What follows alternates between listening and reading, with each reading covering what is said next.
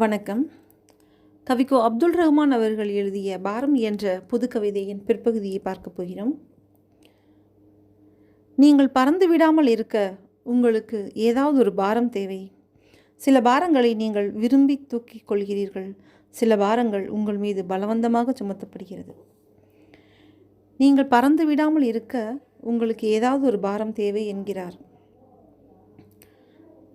இந்த பூமியை விட்டு பறந்து விடாமல் இருக்கவா, அல்லது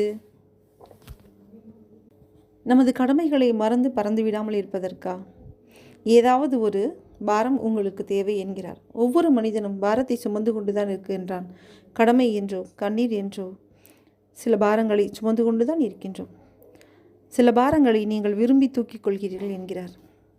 குழந்தையை தூக்கிக் கொள்வதைப் போல சில பாரங்களை நாம் விரும்பி தூக்கிக் கொள்கிறோம்.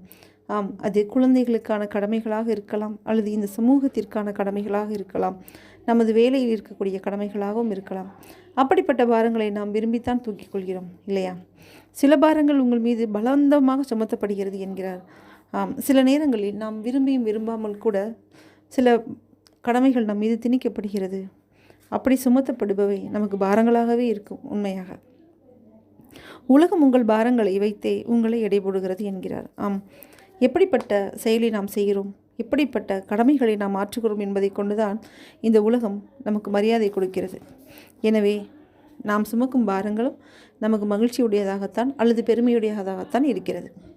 சில பாரங்களை நீங்கள் இறக்கி வைத்து விட முடியும், சில பாரங்களை நீங்கள் இறக்கி வைக்க மாட்டீர்கள் என்கிறார்.